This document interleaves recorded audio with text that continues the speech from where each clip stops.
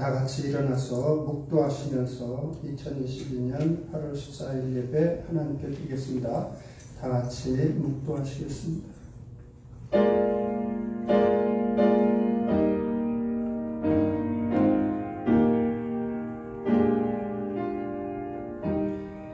새 노래로 여호와께 찬송하라. 대저 기이한 일을 행하사 그 오른손과 거룩한 팔로 자기를 위하여 구원을 베푸셨도다. 여호와께서 그 구원을 알게 하시며 그 의를 열방의 목전에 명백히 나타내셨도다.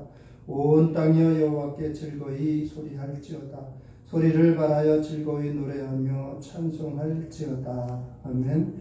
아버지 하나님, 오늘도 우리에게 이렇게 호흡 주시고 또 강건함 주시고 주님 사모하는 마음 주시어 우리의 발걸음을 주님의 전으로 인도해 주시고 마음을 들여 주님을 찬양하며 예배드릴 수 있도록 우리의 몸과 마음을 주관해 주시어 감사를 드립니다.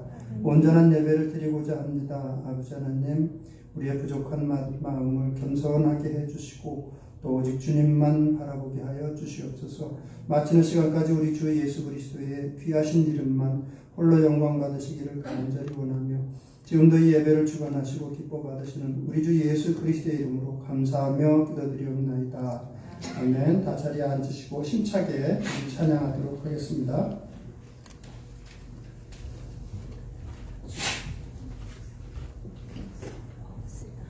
오늘도 우리 자리에 부르신 하나님과 전심으로 찬양하시는 분 나가시겠습니다.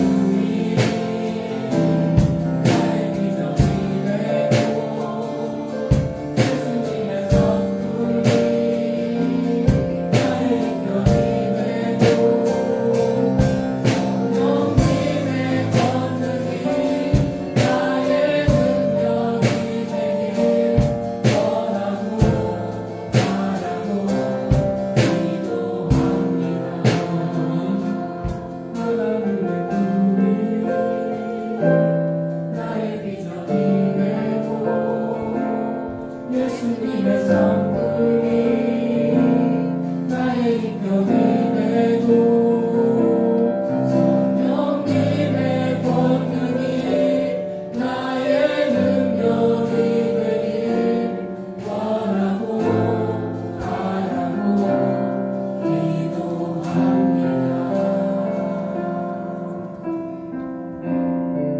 지금부터 불러주시면 잘하시겠습니다.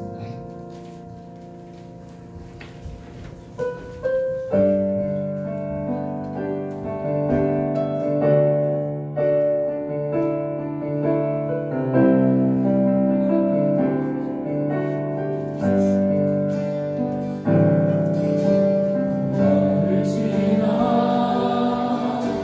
하나님 품으로 너를 지나 아버지 품으로 너를 지나 하나님 품으로 한 걸음씩 나가네.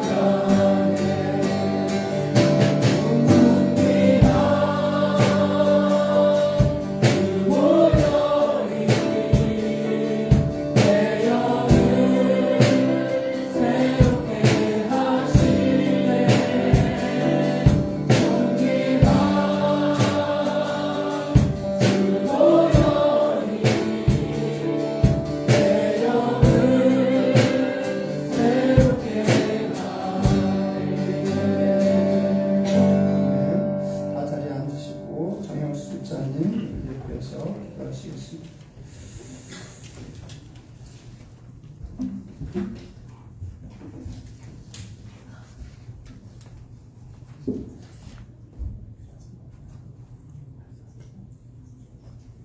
할렐루야. 전능하신 하나님 아버지, 그리고 우리의 주인이 되신 하나님 아버지 감사합니다. 아멘. 하나님 아버지, 또 이렇게 일주일 동안 살다가 떨리는 마음으로 주님 앞에 예배드리러 이렇게 나왔습니다. 하나님 아버지 감사합니다. 그리고 또 일주일 동안 나도 모르게 죄지은 것을 하나님 아버지 용서하여 주옵시고, 하나님 아버지 또 앞으로 살아갈 적에 하나님 아버지 또 세상에 빛이 되게 하여 주옵시고, 또 아파가고 하나님 아픈 분들, 저보다 못한 분들을 위해 서로 사랑하며 기도하며 살 수 있도록 하나님 아버지 도와주시옵소서. 아멘. 그리고 또 많은 분들 선교사님들이 계신데 하나님 아버지 우리 물질적으로도 도와주게 하여 주옵시고, 또 기도로 하나님 아버지 하나 되어서 하나님 아버지 온 세상이 하나님 안에서 살아갈 수 있는 그런 우리 성도들이 되게 하여 주시옵소서. 그리고 우리 우리 교회에서 많은 일꾼분들 주님이 아시니 하나님 아버지 주님께서 축복하여 주시고, 다들 감당하고 있는 것들 하나님 아버지 주님께서 함께 해주셔서 하나님 아버지 정말 성령 안에서 잘 할 수 있도록 주님 도와주시옵소서. 아멘. 그리고 우리 목사님 또 좋은 말씀 하나님 아버지 선포합니다. 하나님 아버지 우리 목사님 선포하실 적에 그 하나하나 다 우리 심령에 들어가서 하나님 아버지 주님 안에서 더더욱 살아갈 수 있도록 주님 도와주시옵소서. 하나님 아버지 정말로 감사를 드립니다. 모든 것을 주님 앞에 감사드립니다. 이 예배 주님 흡족히 받아주시기를 바라옵고 예수 그리스도 이름 받들고 감사하며 기도드리옵나이다. 아멘.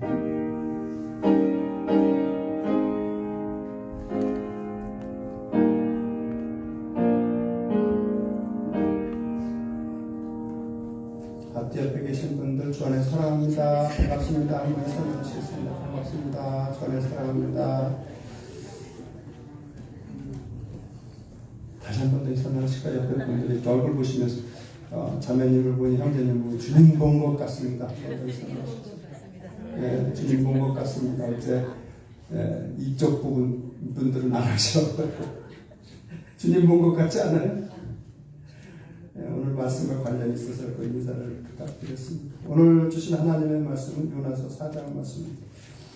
Today's scripture is the book of Jonah, chapter 4, verse 1 through 11. Book of Jonah, chapter 4, verse 1 to 11. 제가 가진 성경은 1289쪽입니다.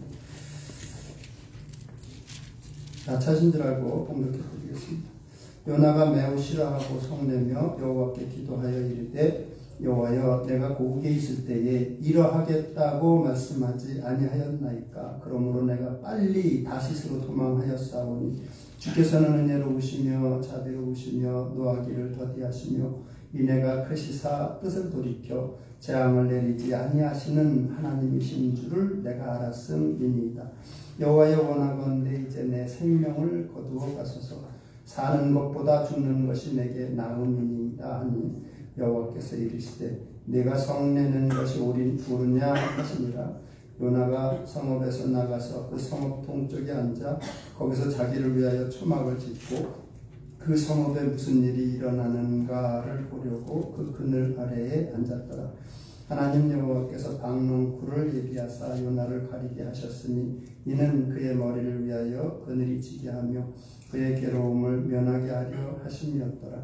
요나가 박농쿨로 말미암아 크게 기뻐하였더니 하나님이 벌레를 예비하사 이튿날 새벽에 그 박농쿨을 갉아먹게 하시며 시드니라.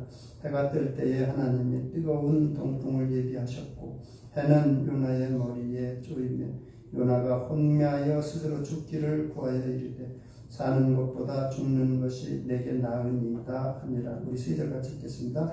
하나님이 요나에게 이르시되 내가 이 박농쿨로 말미암아 성내는 것이 어찌 옳으냐 하시니 그가 대답하되 내가 성녀 죽기까지 할지라도 옳으니이다 하니라. 여호와께서 이르시되 내가 수고도 아니하였고 재배도 아니하였고 하룻밤에 났다가 하룻밤에 말라버린 박농쿨을 아꼈거든. 하물며 이 큰 성읍 이후에는 좌우를 분별하지 못하는 자가 12만 여명이요 가축도 많이 있나니 내가 어찌 아끼지 아니하겠느냐 하시니라. 아멘. 요나는 아미떼의 아들이라고 했습니다. 아미떼라는 말의 의미는 신실하다 또는 성실하다는 의미입니다. 아마 요나의 할아버지가 아들을 낳으면서 신실하게 성실하게 살기를 원해서 아미떼라는 이름을 주었을 것입니다. 요나는 이름의 뜻이 비둘기라고 했습니다. 비둘기는 평화의 상징이죠. 또 겸손과 온유한 짐승이기도 합니다. 상징이기도 하고요. 어쩌면 이 아미떼는 요나를 낳았을 때 이렇게 평화스럽게 하나님의 평강 가운데 살기를 원해서 이름을 그렇게 지었을 것입니다. 근데 우리가 알듯이 이름대로 사는 사람이 있는가 하면 또 이름과 전혀 다르게 살아가는 사람들도 있습니다. 이 요나서에 기록된 요나의 모습을 보면 비둘기하고 전혀 관계가 없는 그런 삶의 모습을 보여주고 있습니다. 근데 나중에는 이제 변화되겠죠. 하나님 안에 있으니까 나중에는 아마 비둘기같이 평화로운 삶을 아마 살아갔을 것입니다. 요나는 기독교에서도 인정하는 선지자이지만 또 예수님께서도 여러 차례 요나에 관해서 말씀을 하셨습니다. 그러니까 실존하는 인물인데 기독교에서도 인정하는 선지자인데 유대교에서도 인정을 해요. 요나는 선지자로. 심지어는 이슬람교에서도 요나를 선지자로 인정을 합니다. 근데 요나서를 이렇게 보면 요나의 성격이 있죠. 요나서는 사실 요나가 기록한 참회록 같은 책입니다. 내가 이런 때가 있었다. 내가 말하기는 좀 부끄럽지만 니느웨 사람들, 아수르 사람들을 굉장히 증오하고 미워했던 때가 있었다고 한 것을 사실 자기가 그런 때를 고백하는 책이 바로 이 요나서입니다. 니느웨 사람들에 대해서 내가 굉장한 미움을 가지고 있었다. 정말 증오하고 있었다. 그래서 나는 하나님께서 나를 불러서 니느웨 성을 회개시키라고 하셨을 때 이렇게 도망가는 철없는 행동을 했었다고 사실은 고백하고 있는 것입니다. 그런데 하나님께서는 이 요나서를 통해서 우리에게 너희들 속에도 그런 모습이 있는지 한번 보라는 거예요. 우리에게 요나서를 통해서 너희들은 이 요나 같은 모습이 없니? 하고 사실은 질문하시는 것입니다. 요나서를 통해서 하나님께서 해주시고 싶은 말씀은 그거예요. 하나님의 자녀가 되었으면 무슨 일을 하든 안 하든 하나님의 마음을 품고 살아가야 된다는 거예요. 하나님의 마음을 품고 어디 가서 말을 하고 어디 가서 관계를 맺고, 근데 하나님의 성품은 어떤 성품이에요? 은혜롭고 자비로우신 하나님이시죠. 그런 모습이 저와 여러분 삶 가운데 나타나야 된다는 것입니다. 그걸 하나님께서 말씀해 주시고 있는 거예요. 무슨 일을 하게 될 때든지, 물론 하나님을 믿고 나면 은혜가 너무 감사해서 무슨 일이든 하고 싶죠. 거룩한 소원을 갖게 되고 칼럼에 쓴 것 같이 그렇게 뭔가 하려고 하죠. 그런데 그럴 때 중요한 것은 하나님의 마음으로 해야 된다는 거예요. 하나님께서 이 요나서를 통해서 우리에게 주시고자 하는 메시지는 바로 그런 것입니다. 하나님의 은혜로운 마음, 자비로운 마음을 갖고 너희들이 변화돼서 하나님의 일을 감당해야 된다, 이 말씀을 해 주시고 싶은 것입니다. 그런 면에서 요나는 굉장히 용기 있는 사람이에요. 요나가 선지자로서 잘한 것들이 왜 없겠어요. 일평생 살면서 많은 사람들이 이렇게 니느웨 사람들도 변화시켰지만 많은 사람들 변화시켰을 텐데 자기의 가장 철없던 모습을 기록해 놨으니까 잘했던 거는 다 그냥 당연히 해야 되는 거고, 그냥 내가 정말 이렇게 철없을 때가 있었다고 그것만 기록해 놨으니까 굉장히 용기 있는 사람이라고 볼 수가 있습니다. 2장 9절에 보면 요나가 고난 중에 이제 기도하는 내용이 나오는데, 회개하면서 나의 서원을 주님께 갚겠습니다, 이렇게 이제 고백을 하죠. 이 서원이라는 게 뭐냐면 하나님으로부터 구원을 받았을 때 요나가 그렇게 기도했다는 거죠. 하나님, 이제부터는 내가 내 삶을 주님께 드리겠습니다. 주님께서 말씀하시면 그 말씀에 내가 순종해서 살겠습니다 하고선 하나님 앞에 헌신을 결단하는 기도를 드렸다는 거예요, 요나가.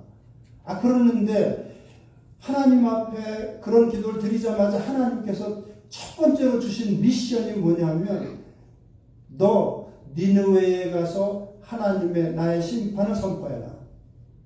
아니, 첫 번째 미션이 정말 자기가 미워하고 정말 증오하는 자기의 가족들이나 자기의 아는 친척들을 잔인하게 죽인 야만족 같은 니느웨 사람들한테 가서, 아수르 사람들한테 가서 하나님의 심판의 메시지를 전하라는 거예요. 오늘 말씀에도 나오지만 요나가 그렇게 전하면 니느웨 사람들 중에 다만 몇 명이라도 회개하고 구원받을 거예요.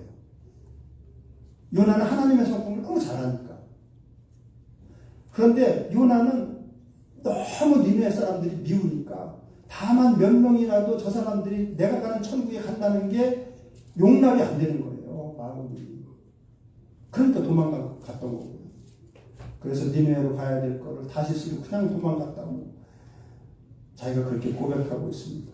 그러니까 미국 사람들 표현으로 오버 마이 데드예요. 저 사람들이 구원받는 거는 난 죽으면 죽었지 그걸 못 보겠다는 거예요. 저 사람이 다만 몇 명이라도 구원받는 건 난 못 참겠다고. 가만히 요나의 그 심정을 들여다보면 우리의 마음 가운데에도 때로는 그럴 때가 있거든요. 내 삶 가운데 정말 내 삶을 망쳐버린 사람들, 내 가족을 망쳐버린 사람들, 가서 너 예수 믿으라고 전해라. 그러면 발이 떠지나요? 우리가? 잘 안 되죠, 그게. 한번 생각해 보라는 거예요. 주님의 마음을 가지고 가서 너 그렇게 할 수 있겠느냐? 우리의 이름은 사실 크리스찬이라는 이름을 가지고 있습니다. 크리스찬이라는 이름은 많은 의미를 사실은 내포하고 있어요. 그리스도를 믿는 사람들이라는 첫 번째 의미가 있을 것이고, 그리스도의 자녀라는 뜻도 있고, 그리스도를 닮아가는 사람들이라는 뜻도 있고, 그리스도께서 가신 길을 따라가는 사람들이라는 뜻도 있습니다. 크리스찬이라는 의미는 또 이런 의미도 있을 거예요. 그리스도의 마음을 가지고 살아가는 사람들이라는 뜻도 있습니다. 이 아침에 한번 생각해 보라는 거죠. 하나님의 은혜를 받은 사람, 하나님의 자비하심을 입은 사람으로서 나는 어떻게 살아가고 있는가? 요나서는 특히 크리스찬으로서 우리들이 믿지 않는 사람들을 대할 때 어떤 마음으로 대해야 되는지에 대해서 깊이 한번 생각해 보라고 하나님께서 우리에게 요나서를 남겨주셨습니다. 요나는 하나님이 어떤 분이신지를 잘 알았습니다. 그래서 2절에 보니까 주께서는 은혜로우시며 자비로우시며 노하기를 더디하시며 인애가 크시사 뜻을 돌이켜 재앙을 내리지 아니하시는 하나님이신 줄을 자기가 알았다고 고백하고 있습니다. 여러분, 요나가 어떻게 하나님이 그런 분이신 줄을 알았어요? 자기를 받아주신 걸 보니까. 자기가 회개했을 때, 자기가 회개하고 하나님을 믿기로 작정했을 때 하나님께서 나의 모든 죄를 씻어주시고 받아주신 걸 보니까 하나님은 은혜로우시고 자비로우시며 노하기를 더디하시며 인애가 크시사 뜻을 돌이켜 재앙을 내리지 아니하시는 하나님이신 것을 알게 되었습니다. 알긴 아는데 주님을 닮아야 되는 줄도 아는데 잘 되지를 않는 거죠. 에스겔서 33장 11절에도 주 여호와의 말씀이니라 나의 삶을 두고 맹세하노니 나는 악인이 죽는 것을 기뻐하지 아니하고 악인이 그 길에서 돌이켜 떠나 사는 것을 기뻐하노라 하나님께서 말씀하십니다. 이스라엘 족속아 돌이키고 돌이키라 너희 악한 길에서 떠나라 어찌하여 죽고자 하느냐 하나님께서 말씀하십니다. 하나님의 대표적인 성품은 물론 공의로우심과 은혜로우심입니다. 자비로우심, 공의로우심과 사랑이라고 우리가 표현을 합니다. 특히 하나님의 대표적인 성품은 긍휼로 많이 성경을 설명하고 있습니다. 그런 하나님의 모습이 가장 잘 나타난 것이 십자가입니다. 죄라고 하는 것은 정말 한 톨만큼도 허용되지 않는 하나님이십니다. 반면에 또 한없이 긍휼을 품으신 분이 하나님이십니다. 그러니까 하나님께서 어떻게 하실 수 없으니까 죄인들을 보시면서 자기 아들을 죽이신 것입니다. 요나서는 우리가 우리 주변에 정말 믿지 않는 사람 중에도 형편없는 사람들, 부도덕하고 사악하고 심지어 잔인하기까지 한 사람들을 보면서 우리가 어떻게 대해야 되는지, 우리와 가까이 있는 사람 중에 그런 사람들을 볼 때 내 삶과 내 가족을 망가뜨리기도 하고 했던 사람들을 대할 때 어떻게 대해야 되는지에 대해서 도전을 주는 말씀입니다. 태도는 두 가지로 정리를 해봤습니다. 하나는 하나님께서 나에게 베푸신 은혜와 자비를 항상 먼저 기억하고 그 사람들을 대하라는 것입니다. 하나님께서 내게 주신 은혜와 자비하심을 또 지금도 여전히 베푸시고 앞으로 베푸실 그 은혜와 자비로우심을 먼저 내가 생각하고 그런 못된 이웃들을 대하라는 거예요. 요나서를 통해서 우리에게 주시는 도전은 그것입니다. 개구리 올챙이적 생각 못한다는 말이 있잖아요. 우리는 살아가면서 정말 놀라운 은혜를 하나님으로부터 받았습니다. 하나님의 자비하심 가운데 구원도 받았습니다. 그런데 그랬으면 나와 같은 그런 죄인들이 구원받는 모습을 보았을 때 마음이 기뻐야 되거든요. 당연히 나도 이렇게 구원받았는데 저 사람도 저렇게 구원받았어. 아무리 사악한 죄인이라고 할지라도. 근데 오늘 1절에 보면 요나가 매우 싫어하고 성을 냈다고 되어 있습니다. 그런 마음이 없는 거예요. 하나님께서 내게 용서해 주신 그 놀라우신 사랑을 벌써 잊어먹은 거예요. 먼저 그걸 생각했다고 한다면, 그랬다고 한다면 이런 마음은 갖지 않죠. 그러니까 하나님께서 요나에게 네가 성내는 것이 옳으냐? 이렇게 질문하시죠. 너 왜 성내니? 이 질문 속에는 이런 의미도 있어요. 야, 이 녀석아, 너는 내가 너 정말 형편없을 때, 지옥의 자식이었을 때 내가 너 은혜와 자비로움으로 구원해 줬잖아. 어떻게 너는 그걸 벌써 잊어버리고 니네 사람들 내가 구원해 준 걸 가지고 성내고 분노하고 있냐? 그거예요. 하나님께서 하시는 말씀은. 한마디로 영적인 내로남불의 태도를 주의하라는 거예요. 하나님께서. 너희들 쉽게 이웃을 판단하고 정죄하지 마라. 은혜 받았으면, 하나님의 자비로우심을 입었으면 너희들 자신을 먼저 생각해보고 그리고 이웃들을 대해라. 너와 하나님과의 관계를 먼저 생각해보고 그리고 이웃들을 대하라고 하나님께서 사실 말씀하시는 거예요. 우리는 구원받고 나서도, 은혜 받고 나서도 다른 사람들을 대하게 될 때 도덕적인 기준이나 법적 기준이 나에게는 굉장히 관대하게 적용하면서도 이웃에 대해서는 굉장히 엄하게 잣대를 들이댈 때가 참 많습니다. 그래요, 안 그래요, 여러분? 그렇지 않아요? 심지어 믿음이 좋다고 하는 성도들 중에도 그럴 수 있단 말이에요. 성경에 보면, 사무엘하 12장에 보면 흥미로운 대목이 나오는데, 거기 보면 나단 선지자가 다윗 왕 앞에 와서 그런 비유를 하나 들어줍니다. 왕이시여, 이런 일이 있었습니다. 근데 왕이 이런 일을 들으실 때 어떻게 하겠습니까? 하면서 이야기를 하나 들려주는데 무슨 얘기냐면, 한 마을에 아주 부자와 가난한 사람이 이웃에서 살고 있는데, 부자는 소와 양이 심히 많은데 가난한 사람은, 그 이웃집에 가난한 사람은 겨우 암양 새끼 하나 자기 자식처럼, 자기 딸처럼 기르는 가난한 사람이 있었습니다. 근데 부잣집에 손님이 먼 길을 걸어서 이제 찾아왔는데, 그 손님을 위해서 자기한테 있는 심히 많은 소와 양을 내버려 두고 가난한 집 암양 새끼 하나 있는 걸 뺏어서 그걸 잡아가지고 대접을 했습니다. 그러니까 다윗이 그 이야기를 듣자마자 다윗이 이렇게 이야기를 합니다. 여호와의 사심을 두고 맹세하노니 그 사람은 반드시 죽을지라. 그러니까 나단 선지자가 하는 이야기가, 당신이 바로 그 사람이다.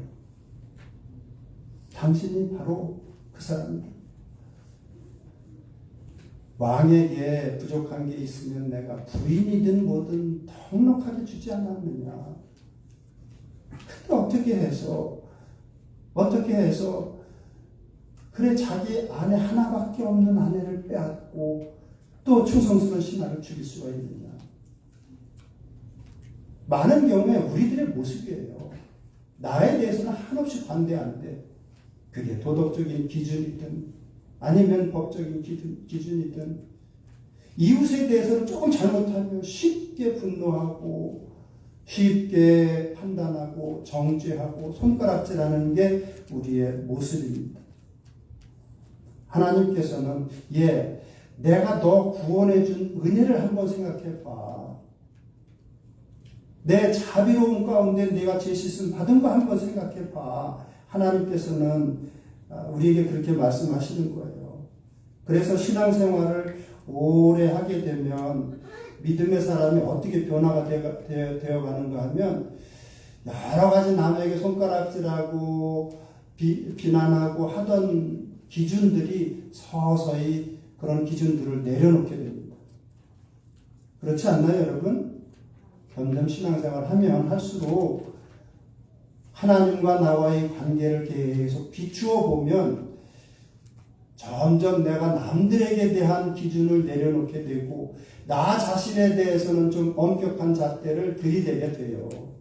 시간이 지나면 지날수록, 신앙생활 하면 할수록 점점, 그래서 뭐를 갖추게 되느냐? 은혜와 자비로운 모습을 갖추게 됩니다. 요나서를 통해서 하나님께서 도전하시는 내용은 그거예요. 너 신앙생활 얼마나 했니? 처음이라면 모르겠어요.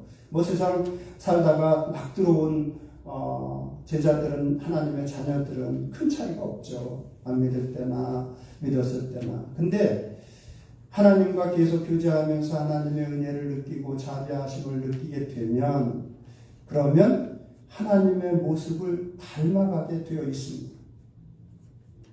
은혜는 뭐예요, 여러분? 은혜는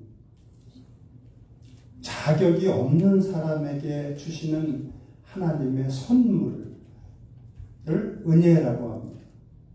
그렇죠? 자격이 없어요. 우리한테는 구원받고 천국의 자녀가 될 자격이 아무것도 없어요, 사실. 왜? 허구한 날 예수님 믿기 전에, 하나님 믿기 전에는 하나님 행세했거든요. 세상에서 제일 큰 죄악이 하나님 행세하는 건데, 하나님 노릇하는 건데, 내가 주인 돼서 내가 할 거야. 내가 이렇게 해야지. 하나님 인정하지 않습니다. 오늘 말씀에도 나오지만 요나는 믿었어도 아직 하나님의 은혜에 온전히 젖어들지 못한 거예요. 은혜에 온전히 젖어들면 뜨거운 햇빛 아래 박농풀도 감사할 수 있겠죠. 그죠? 네, 하나님께서 이걸 만들어 주셨구나. 아, 참 감사합니다, 하나님. 이럴 수 있을 텐데 안 한단 말이에요. 은혜를 몰라요. 아직은 이제 젖어들진 않은 거예요. 하나님께서 도전하시는 것은 너희 생각 속에, 너희 마음 속에 은혜를 알고 있니? 자비로움을 알고 있니? 은혜는 자격 없는 자에게 주시는 하나님의 선물입니다. 그래서 뭐라고 그래요? 구원의 은혜라고 그러죠. 그죠? 자격이 없는데 구원의 은혜를 받았습니다. 죄 씻음의 은혜라고 하죠. 우리의 죄가 깨끗하게 될 수 없는데 하나님께서 죄 씻음의 은혜를 주셨습니다. 예수 그리스도를 통해서 하나님의 하나밖에 없는 아들을 죽이시면서 우리에게 그 선물을 주셨습니다. 천국 백성이 되는 은혜라고 했습니다. 천국에서 영원히 젊은 아름다운 모습을 되찾아서 살아갈 수 있는 은혜를 선물을 주셨습니다. 이 땅에서도 하나님의 자녀로 살아갈 수 있는 은혜를 주셨습니다. 그렇죠? 예. 그런데 정말 너는 어떠냐는 거예요. 너는 주변에 있는 사람들에게 자격이 없더라도 내가 너에게 준 게 그렇게 있으니까 너는 그렇게 은혜를 베풀며 살아가니? 저 사람들이 그거 받을 자격이 없다고 하더라도 베풀면서 살아가니? 그래야 된다는 거예요. 물론 자격 없다. 니느웨 사람들 자격이 없어. 나도 알아. 근데 네가 받은 거 생각해야지. 네가 그렇게 성내는 게 옳으니? 그렇게 질문하시는 거예요. 자비는 뭐예요, 여러분?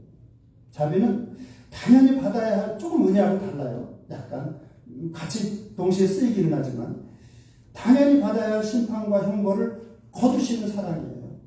자비는. 은혜와 자비로 우리가 구원받았다고 하는데 자비는 당연히 받아야 돼요. 심판과 형벌을 거두시는 거예요. 저와 여러분은 정말 예수님 모르고 하나님 모를 때 하나님 행세했죠. 하나님처럼. 아니, 믿고 나서도 여전히 그럴 때가 많아요. 그런 마음이 들 때가. 내가 해줄게. 내가 이렇게 할 거야. 하나님 앞에 기도하지도 않고 감사하지도 않고 그럴 때가 많습니다. 세상에서 가장 큰 죄악이 교만한 죄악인데 그럴 때가 많아요. 하나님을 무시하고 살아갈 때도 많고 하나님께 온전히 감사하지 않고 살아갈 때도 많고 그럼에도 불구하고 당연히 지옥 가야죠. 영원한 고통 가운데 타락한 천사들이 가는 곳으로 가서 영원히 고통받아야 되는데 하나님께서 우리가 회개하고 예수 그리스도 믿기로 작정했을 때 그 자비하심으로 우리를 구원해 주시고 그러한 모든 형벌을 거두고 하나님 나라에서 천국에서 영원히 살도록 예비해 주시고 이 땅 가운데서도 하나님 자녀로 살아갈 수 있도록 은혜를 주셨습니다. 자비하심이에요. 그러시면서 하시는 말씀이 너희들은 긍휼의 사람이 되라. 자비로운 사람이 되라. 주변에 좀 못되게 하면 당연히 내가 고소해서 그 사람을 감옥에 쳐넣을 수도 있지만 은혜 받았으니까. 그래서 만달란트 비유에서 만달란트 빚진 자의 비유를 통해서 마태복음 18장에 보면 거기서 제일 먼저 베드로가 용서에 관한 질문을 하면서 그 내용이 시작됩니다. 주여, 나에게 잘못한 사람을 일곱 번까지 용서해 주리까? 이렇게 물어봐요. 베드로가. 보통 유대인 랍비들은 가르치기를 형제가 죄를 범하면 3번까지는 용서해 주라고 해요. 4번째부터는 용서 안 해도 된다고 가르쳤습니다. 유대인들은 그런 가르침을 받았어요. 근데 그러니까 베드로는 그래도 굉장히 너그러운 마음으로 좀 주님 앞에 질문한 거예요. 7번이면 족하지 않습니까? 용서하는 게. 그렇게 질문한 거예요. 그러니까 예수님께서 뭐라고 하셨어요? 7번씩 70번이라도 용서하라. 왜? 은혜와 자비를 입은 사람은 당연히 용서해 줘야 된다는 거예요. 하나님과의 관계에서, 이 큰 관계에서 용서함을 받았고 자비로우심을 입었으면 너도 당연히 내 이웃에게 자비로움을 베풀어야 된다는 거예요. 예수님의 말씀은 조건 없어요. 그냥 용서해야 된다. 하나님과의 관계를 네가 생각하면, 내가 은혜를 입고 자비로우심을 입었으면 당연히, 지난번에 그 안효정 간호사 30년 동안 간호사 생활하면서 그분이 그런 정의를 했다고 했잖아요. 신앙생활이라는 게 하나님과의 관계를 이웃과의 관계로 확대해 나가는 것이라고 자기는 생각한다. 정확하게 짚어낸 거예요. 하나님과의 관계에서 은혜와 자비를 입었으니까 당연히 그렇게 해야 된다는 거예요. 요나서를 통해서 하나님께서 우리에게 도전하시는 바는, 하나님께서 하시는 말씀, 그거의 지적은, 나를 믿고 내게 은혜를 입고 내게 자비를 입었다고 하면서도 속 좁게 생활하는 내 자녀들이 많다. 자기에게 잘못하면 용서 못하고 말도 안 하고 상대도 안 하고 상종도 안 하고 지내는 내 자녀들이 많다는 거예요. 요나처럼. 정말 은혜를 입고 정말 자비하심을 입고 하나님과의 관계를 매일 묵상하는 사람이라고 한다면, 자녀라고 한다면 그렇게 하면 안 되는데 그런 자녀들이 많다고 지적하시는 것입니다. 질문을 하나 해볼까요? 세상에서 가장 못된 사람이 누군가요? 여러분 마음속에 세상에서 가장 악한 죄인은 누구예요? 스탈린? 히틀러? 김일성? 하나님과 나와의 관계를 생각하는 사람은 하나님과 사랑의 관계를 계속 지속해 나가다 보면 세상에서 제일 못된 사람은 나 자신이라는 사실을 발견하게 됩니다. 끊임없이 교만한 생각이 떠오르고, 끊임없이 남과 비교하고, 남의 위에 서려고 하고, 그래서 다른 사람 볼 곳이 없어요. 예수님의 제자들을 가만히 보면 처음에는 그래서 손가락질하고 비난도 하고 싸우기도 하고 그러다가 시간이 점점 지나면 지날수록 다 사랑의 사도로 변하게 돼가고, 그런 과정에서 그들이 깨닫는 바가 뭐냐면 내가 세상에서 가장 큰 죄인이구나. 그래서 디모데전서 1장 15절에 사도 바울이 뭐라고 고백해요? 처음에는 나는 사도 중에 지극히 작은 자라, 그랬다가 또 성도 중에 작은 자라, 그랬다가 사람들 중에 죄인이다 그랬다가 마지막에는 뭐라고 그래요? 사도 바울이 나는 죄인 중에 괴수이다. 죄인 중에 우두머리라는 거예요. 자기가 사람들 중에도 내세울 수 없는 가장 큰 죄인이라고. 말씀해 보는 디모데전서 1장 15절 보면 그리스도 예수께서 죄인을 구원하시려고 세상에 임하셨다 하였도다. 죄인 중에 내가 괴수니라. Christ Jesus came into the world to save sinners of whom I am the worst.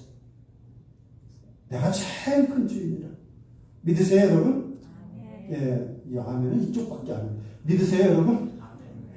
하나님과의 관계를 계속 생각하면 여러분, 내 죄가 점점 크게 보여요. 내 죄악이, 내 교만함이 가장 크게 보인다고요. 그러니까 다른 사람들을 보게 될 때 손가락질 하던 버릇이 점점 줄어들게 되는 거예요. 비난하고 비판하고 정죄하고 하던 마음이 점점 줄어들게 되는 것입니다. 그래서 만달란트 빚진 자의 비유를 통해서 하시는 결론이 뭐예요? 내가 너를 불쌍히 여긴 것 같이 너도 네 동료를 불쌍히 여기는 것이 마땅하지 아니하냐. 첫 번째는 그래서 항상 저와 여러분들은 하나님과 나와 용서의 관계를 항상 생각해야 됩니다. 내가 하나님 앞에 가장 큰 죄인인데, 저 사람 죄 짓는 거, 인간적으로 죄 짓는 거, 횡적으로 죄 짓는 거는 그 다음 문제예요. 예수님이 십자가에 돌아가신 첫 번째 이유는 나의 죄 때문입니다. 세상에서 가장 큰 죄인은 다른 사람이 아니라 바로 나라. I am the worst라고. 그런 마음을 가지고, 그런데 하나님의 은혜와 자비하심을 입었습니다. 하나님과의 관계를 먼저 항상 생각하고 대인관계를 대하라는 거예요. 요나도 그렇게 변화됐겠죠.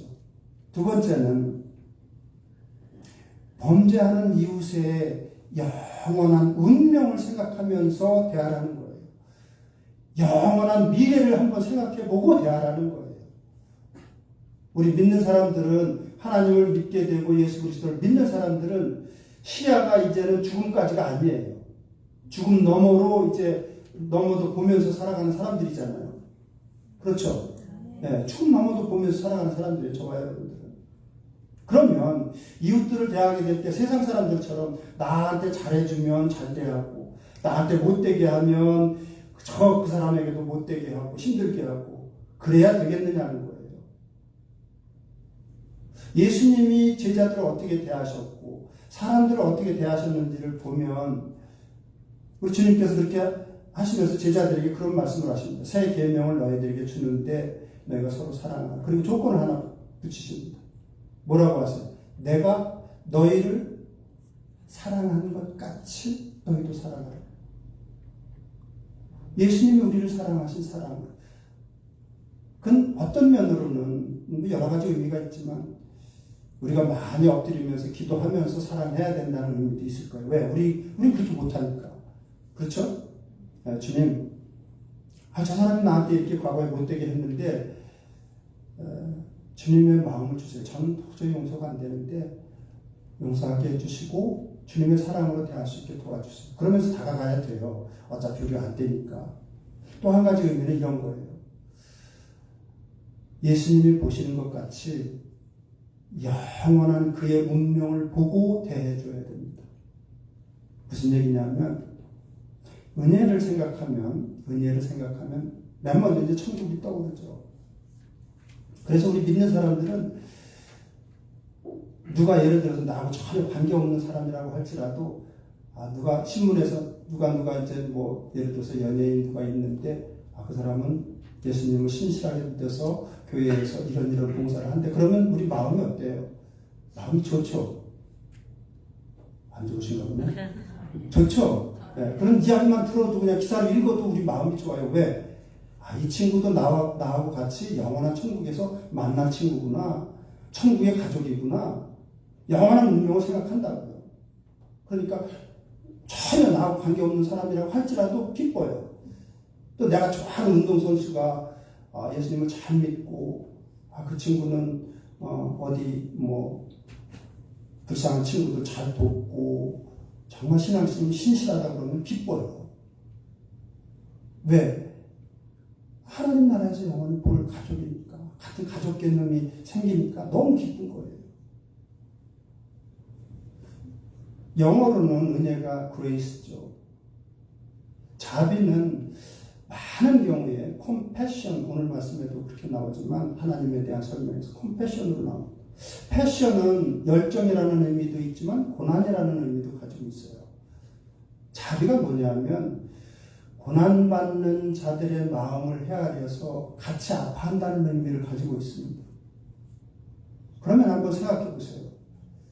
어떤 사람이 정말 나에게 하지 못할 짓을 하고 못되게 했어요. 근데 그 사람은 지금 죽으면 지옥으로 가요.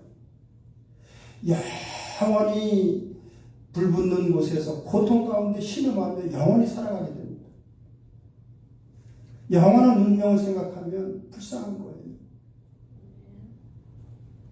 죽음 너머의 삶까지도 우리가 생각해 봐야 돼요.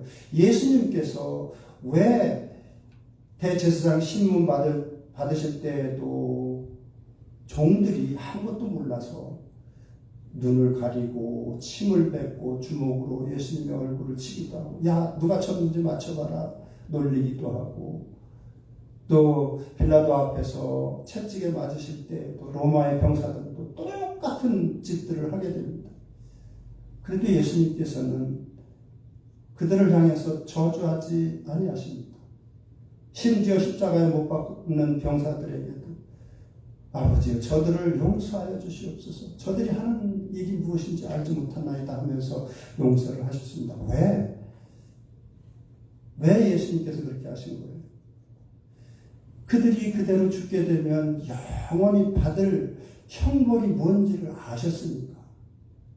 가룟 유다를 보시면서도 우리 같으면 얼마든지 저주할 법도 한데 끝까지 저주하지 아니하십니다.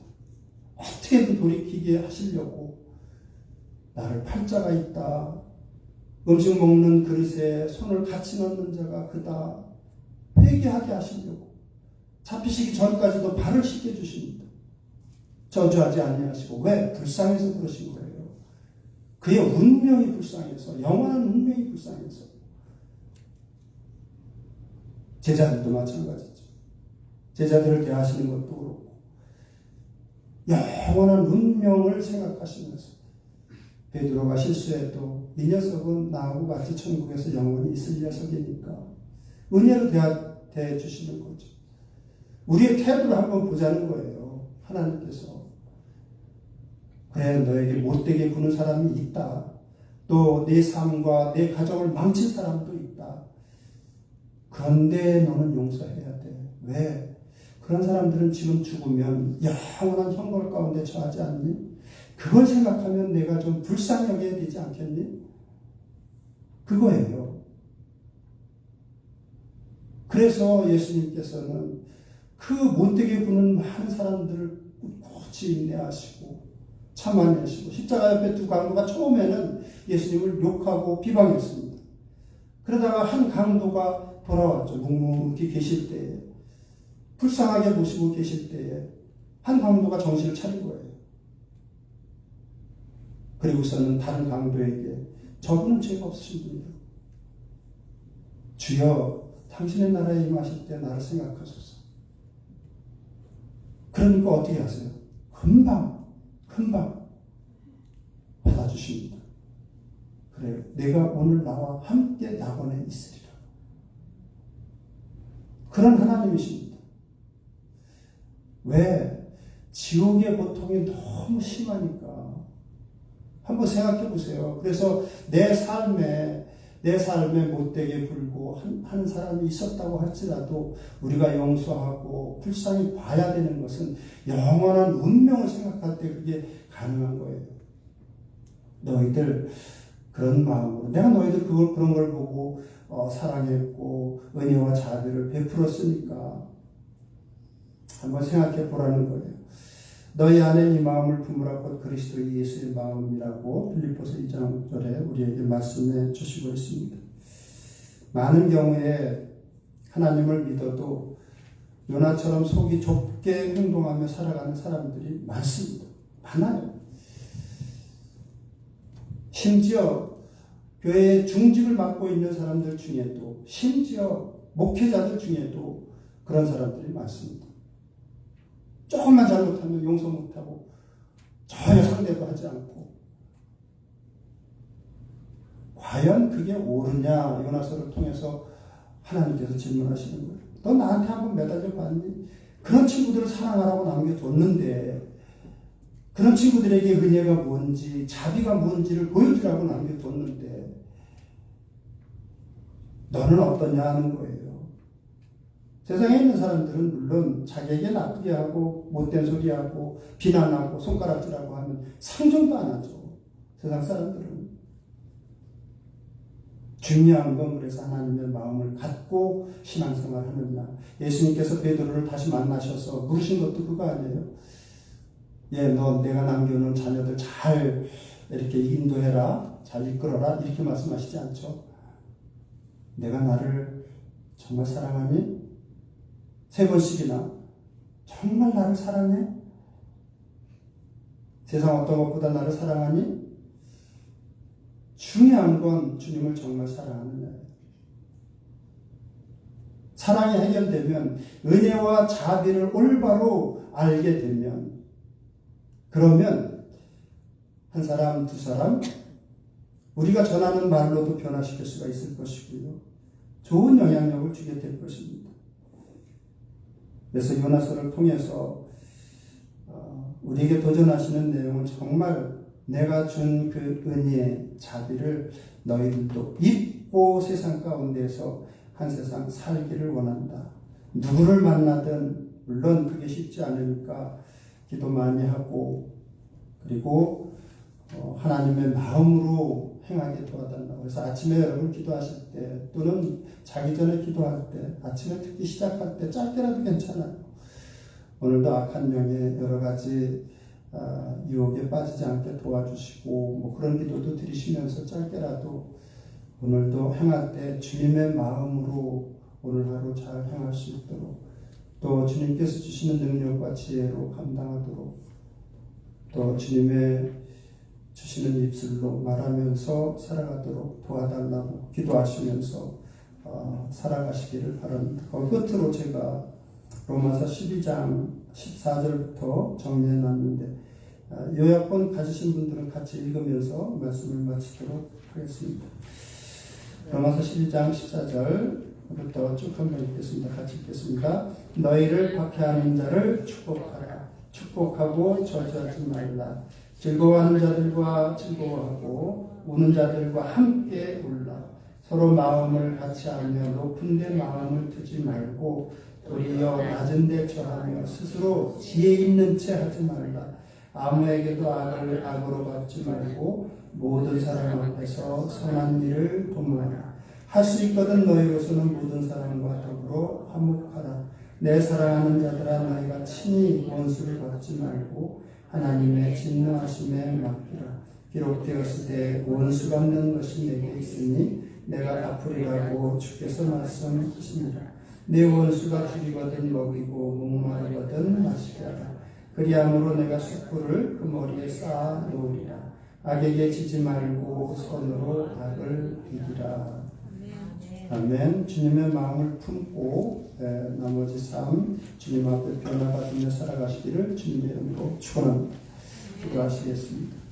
살아계신 아버지 하나님, 우리의 모습 가운데에도 요나의 모습이 있습니다.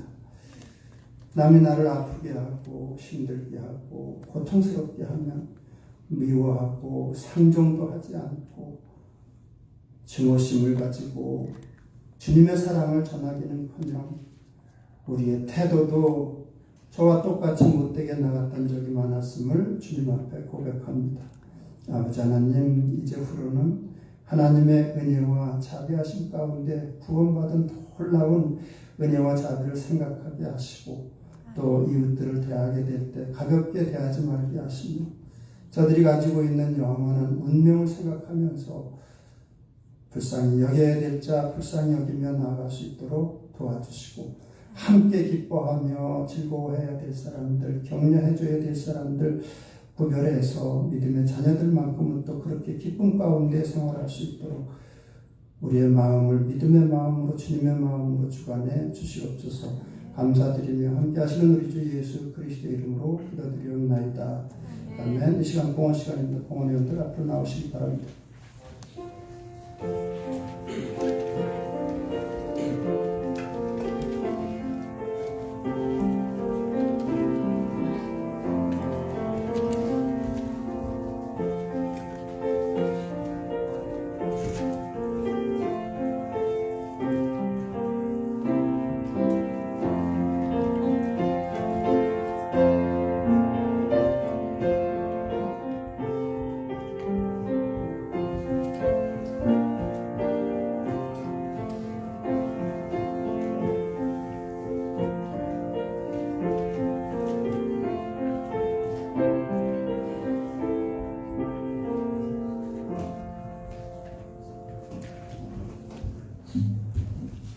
다 같이 일어나서 우장으로 하나님께 영광을 드리겠습니다.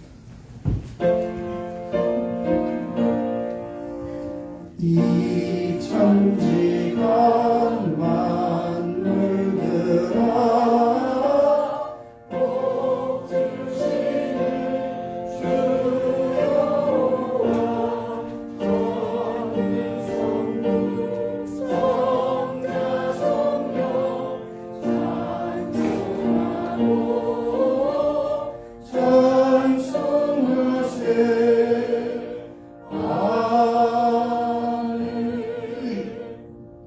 아버지 하나님, 우리가 어려운 때이지만 살아가면서 부족함 없이 지난 한 주간도 채워주시고 필요한 것들 공급해 주심에 감사를 드립니다. 아버지 하나님, 감사하는 마음으로 이런저런 환물을 믿음으로 드립니다.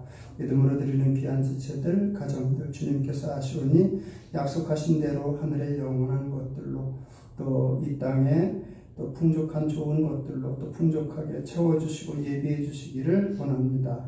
이 물질이 쓰여지는 곳곳마다 하나님의 영광이 드러나게 하시기를 원하고 감사드리며 함께 하시는 예수 그리스도 이름으로 기도드리옵나이다. 아멘. 우리 453장 힘차게 부르고 축도함으로 예배를 마치도록 하겠습니다. 453장.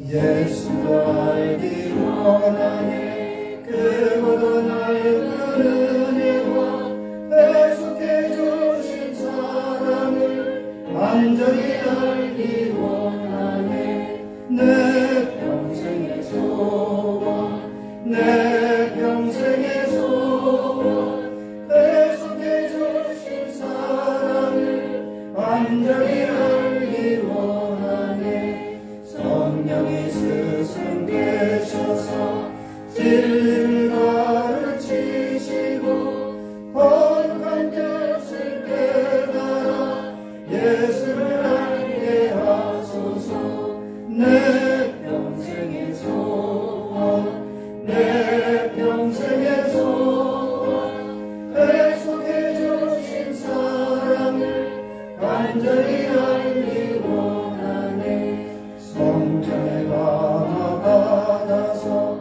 하나님 말씀 배우니 그 말씀 완전히 내 맘에 겨운 대로다 내 평생의 소원 내 평생의 소원 배속해 주신 사랑을 완전히 알기 원하네 예수가 계신 보좌는 영광에 들어있도다 영광의 왕이 오시니 그 나라 왕성하도다 내 평생의 소원 내 평생의 소원 배속해 주신 사랑을 완전히 알기 원하네.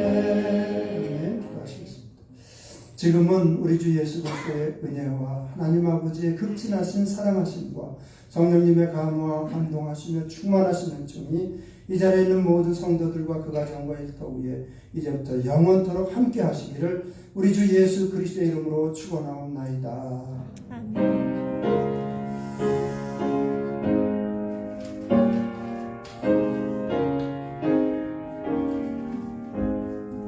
믿음으로 승리합시다. 한 번 더 인사 나누시고 잠깐 자리에 앉으시겠습니다.